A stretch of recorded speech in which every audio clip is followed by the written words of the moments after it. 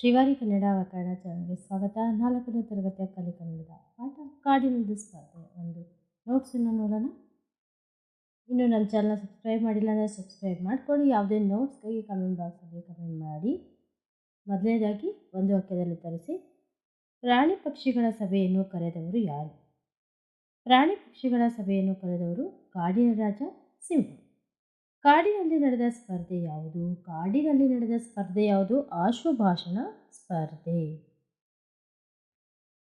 ತೀರ್ಪುಗಾರರಾಗಿ ಕಾರ್ಯನಿರ್ವಹಿಸಿದವರು ಯಾರು? ತೀರ್ಪುಗಾರರಾಗಿ ಕಾರ್ಯನಿರ್ವಹಿಸಿದವರು ಕೋಗಿಲೆ, ಕೋತಿ ಮತ್ತು ತೋಳ.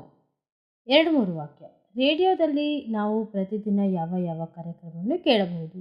ರೇಡಿಯೋದಲ್ಲಿ ನಾವು ಕೃಷಿ ಸಮಾಚಾರ, ಶಿಕ್ಷಣ ವಾರ್ತೆ, ಕ್ರೀಡೆ ಸಂದರ್ಶನ, ರಾಜಕೀಯ, ಮನೋರಂಜನೆ, ಚಿತ್ರಗೀತೆ, ವಾರ್ತೆ ಇತ್ಯಾದಿ ಕಾರ್ಯಕ್ರಮಗಳು ಪ್ರಸಾರವಾಗುತ್ತವೆ. ಅದೇ ರೀತಿಯಾಗಿ ದೇಶ ವಿದೇಶಗಳ ಸಮಾಚಾರವನ್ನು ಸಹ ನಾವು ಒಂದು ದೂರದರ್ಶನದ ಮೂಲಕ ನಾವು ನೋಡಬಹುದು. ರೈಲು ಪ್ರಯಾಣದ ಬಗ್ಗೆ ಚಿರತೆಯ ಅಭಿಪ್ರಾಯವೇನು? ರೈಲ ಪ್ರಯಾಣದ ಬಗ್ಗೆ ಒಪಿನಿಯನ್ ಏನು? ರೈಲು ನನಗಿಂತ ವೇಗವಾಗಿ ಚಲಿಸುವ ಪ್ರಾಣಿ. ಕರೆಕ್ಟ್ ಅಲ್ವಾ? ಚಿರತೆಗಿಂತ ವೇಗವಾಗಿ ರೈಲು ಚಲಿಸುತ್ತೆ. ಉದ್ದವಾದ ವಾಹನ ಇದು ಕಂಬಿಗಳ ಮೇಲೆ ಚಲಿಸುತ್ತದೆ. ಪ್ರಯಾಣಿಕರು ಪ್ರಯಾಣಿಸಬಹುದು. ರೈಲಿನಲ್ಲಿ ಶೌಚಾಲಯ, ಕುಡಿಯುವ ನೀರು, ಊಟ, ತಿಂಡಿ, ಮಲಗುವ ವ್ಯವಸ್ಥೆ ಇರುತ್ತದೆ. ಹಾಗೂ ರೈಲು ಪ್ರಯಾಣ ಸುಖಕರ ಹಾಗೂ ದರವೂ ಸಹ ಕಡಿಮೆ ಇರುತ್ತೆ ಅಂತ ಹೇಳ್ತಾ ಇದ್ದಾರೆ. ಆಶುಭಾಷಣ ಸ್ಪರ್ಧೆಯಲ್ಲಿ ಯಾರು ಭಾಗವಹಿಸಿದರು? ಆಶುಭಾಷಣ ಸ್ಪರ್ಧೆಯಲ್ಲಿ ಆನೆ, ಚಿರತೆ, ಕರಡಿ, ಹಾವು, ಇಲಿ ಮತ್ತು ನರಿ ಇವೆಲ್ಲವೂ ಆಶುಭಾಷಣ ಸ್ಪರ್ಧೆಯಲ್ಲಿ ಭಾಗವಹಿಸಿದವು. ಯಾರು ಯಾರಿಗೆ ಹೇಳಿದರು? ಆಮೆಯ ಜೊತೆಯಲ್ಲಿ ಓಟದ ಸ್ಪರ್ಧೆಯಲ್ಲಿ ಸೋತಿದ್ದಕ್ಕೆ ಭಯವೇನು? ಈ ಮಾತನ್ನು ಆನೆ ಮೊಲಕ್ಕೆ ಹೇಳಿತು. ಅಬ್ಬಾ, ಚೀಟಿಯಲ್ಲಿ ನನಗೆ ಇಷ್ಟವಾದ ವಿಷಯ ರೇಡಿಯೋ ಬಂದಿದೆ. ಈ ಮಾತನ್ನು ಆನೆ ತನ್ನ ಸ್ನೇಹಿತರಿಗೆ ಹೇಳಿತು ಅಥವಾ ಸ್ಪರ್ಧಿಗಳಿಗೆ ಹೇಳಿತು. ಈ ವಾಕ್ಯಗಳನ್ನು ಸರಿಪಡಿಸಿ ಬರೆಯಿರಿ. ಇದನ್ನು ಜಂಬಲ್ಡ್ ಆಗಿದೆ, ಅದನ್ನು ಸರಿ ಮಾಡಿ ಬರಿಬೇಕು. ಪ್ರಾಣಿ ಪಕ್ಷಿಗಳು ಸಂತೋಷದಿಂದ ಸಹಬಾಳ್ವೆ ನಡೆಸುತ್ತಿದ್ದವು. ನನಗೆ ಕೇಳಿ ಕಲಿ ಕಾರ್ಯಕ್ರಮ ಎಂದರೆ ಅಚ್ಚುಮೆಚ್ಚು. ನನಗೆ ವಿಮಾನ ಪ್ರಯಾಣವೆಂದರೆ ತುಂಬ ಇಷ್ಟ. ಸ್ವಂತ ವಾಕ್ಯದಲ್ಲಿ ಬರೆಯಿರಿ. ಸಹಬಾಳ್ವೆ. ನಾವು ಭಾರತೀಯರಾಗಿ ಸಹಬಾಳ್ವೆಯಿಂದ ಜೀವನ ನಡೆಸಬೇಕು. ಆಕರ್ಷಣೆ. ಮೃಗಾಲಯದಲ್ಲಿರುವ ಪ್ರಾಣಿ ಪಕ್ಷಿಗಳು ಪ್ರವಾಸಿಗರನ್ನು ಆಕರ್ಷಿಸುತ್ತವೆ. ಸ್ಪರ್ಧೆ, ಕಾಂಪಿಟೇಷನ್. ನಮ್ಮ ಶಾಲೆಯಲ್ಲಿ ನಡೆಸುವ ಚರ್ಚಾ ಸ್ಪರ್ಧೆಯಲ್ಲಿ ನಾನು ಭಾಗವಹಿಸುತ್ತೇನೆ. ಅಚ್ಚುಮೆಚ್ಚು. ನೀವು ಇದನ್ನು ಬರಿಬಹುದು. ಇನ್ನೊಂದು ತಮಾಷೆ. ನಾನು ನನ್ನ ಸ್ನೇಹಿತರೊಂದಿಗೆ ತಮಾಷೆಯಿಂದ ಮಾತನಾಡುತ್ತೇನೆ. ಅದೇ ರೀತಿಯಾಗಿ ವಿರುದ್ಧಾರ್ಥಕ ಪದ, ಅಪೋಸಿಟ್ ವರ್ಡ್ಸ್. ಭಯ, ನಿರ್ಭಯ. ಶತ್ರು, ಮಿತ್ರು. ಸಂತೋಷ, ದುಃಖ.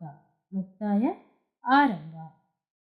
ಇಲ್ಲಿ ಒಗಟುಗಳನ್ನು ಕೊಟ್ಟಿದ್ದಾರೆ. ಆ ಒಗಟುಗಳಿಗೆ ನಾವು ಉತ್ತರವನ್ನು ಬರಿಬೇಕಾಗುತ್ತೆ.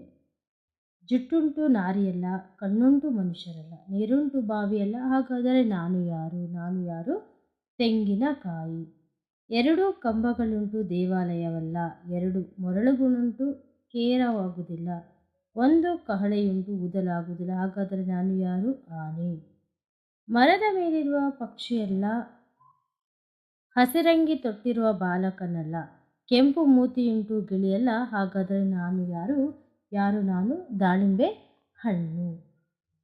ಮಾದರಿಯಂತೆ ಸೂಕ್ತ ಪದಗಳನ್ನು ರಚಿಸಿ. ರೈಲು ಪ್ಲಸ್ಸನ್ನು ರೈಲನ್ನು, ನಾಡು ಪ್ಲಸ್ಸನ್ನು ನಾಡನ್ನು, ಕಾಡು ಪ್ಲಸ್ಸನ್ನು ಕಾಡನ್ನು, ಬಸ್ಸು ಪ್ಲಸ್ಸನ್ನು ಬಸ್ಸನ್ನು, ಮಾತು ಪ್ಲಸ್ಸನ್ನು ಮಾತನ್ನು. ಚಟುವಟಿಕೆ ನೋಡಿ, ಇಲ್ಲಿ ಅನುಕೂಲ ಮತ್ತು ಅನಾನುಕೂಲ ನೀವು ಬರಿಬೇಕು. ಅದರಿಂದ ನಮಗೆ ಏನು ಯೂಸ್ ಆಗುತ್ತೆ, ಏನು ಆಗಲ್ಲ ಅಂತ. ಅದರಿಂದ ಏನು ಹಾನಿ ಉಂಟಾಗುತ್ತೆ. ದೂರದರ್ಶನ ಟಿ ವಿ. ನಾವು ದೂರದರ್ಶನವನ್ನು ಸುದ್ದಿಯನ್ನು ಬೇಗ ತಿಳ್ಕೊಳ್ಳೋಕ್ಕೆ ನೋಡ್ತೀವಿ. ಮತ್ತು ದೂರದ ಸ್ಥಳಗಳು ಯಾವುದ್ಯಾವುದು ನಾವು ವಿಸಿಟ್ ಕೊಟ್ಟಿಲ್ವೋ ಅದನ್ನು ಟಿ ವಿಯ ಮೂಲಕ ನಾವು ದೂರದರ್ಶನದ ಮೂಲಕ ನೋಡ್ಬೋದು ಅಥವಾ ಕೇಳ್ಬೋದು. ಅನಾನುಕೂಲ ಏನಂದರೆ ಜಾಸ್ತಿ ನೋಡೋದ್ರಿಂದ ಕಣ್ಣು ಹೋಗುತ್ತೆ, ಮತ್ತು ಇದು ತುಂಬ ಕಾಸ್ಟ್ಲಿ ಆಗಿರೋದ್ರಿಂದ ಇದನ್ನು ಬಡವರು ಅದು ತೊಗೊಳಕ್ಕೆ ಸಾಧ್ಯ ಇಲ್ಲ ಅಂತ ಹೇಳ್ತಾ ಇದ್ದಾರೆ. ಮೊಬೈಲ್ ಸಂಭಾಷಣೆ ಮಾಡಬಹುದು. ಮೊಬೈಲಲ್ಲಿ ನಾವು ಮಾತಾಡ್ಬೋದು, SMS ಕಳಿಸ್ಬೋದು, ರೆಕಾರ್ಡ್ ಮಾಡ್ಬೋದು. ಸೊ ತುಂಬ ಅದರಿಂದ ಯೂಸಸ್ ಇದೆ. ಅನಾನುಕೂಲ ಏನಂದರೆ ಅದರಿಂದ ಬರುವ ಒಂದು ಏನಿದೆ ತರಂಗಗಳು ಹಾನಿಕಾರ ಆಗಿರ್ತವೆ. ರೇಸ್ ಏನಿದೆ ಅದು ಹಾನಿಕಾರಕ. ಮತ್ತು ಅನಕ್ಷರತೆ ಜನರಿಗೆ ಅದನ್ನು ಬಳಸೋಕ್ಕೆ ಗೊತ್ತಾಗಲ್ಲ, ಯಾವ ರೀತಿಯಾಗಿ ನಾವು ಅದನ್ನು ಬಳಸಬೇಕು ಅಂತ. ನಿಮಗೆ ನೀನು ಆಡುವ ಆಟಗಳನ್ನು ಚೌಕದಲ್ಲಿ ಬರೆಯಿರಿ. Cricket, carrom, football, shuttlecock, ಕುಂಟಬಿಲ್ಲೆ, ಬಾಸ್ಕೆಟ್ಬಾಲ್, ಮರಕೋತಿ ಆಟ ಮತ್ತು ಟೆನ್ನಿಸ್. ಇದು ಈ ಒಂದು ಪಾಠದ ನೋಟ್ಸ್ ಆಗಿರುತ್ತೆ. ಹೆಚ್ಚಿನ ವಿಡಿಯೋಗೆ ಚಾನಲ್ ಸಬ್ಸ್ಕ್ರೈಬ್ ಮಾಡಿ. ಧನ್ಯವಾದಗಳು.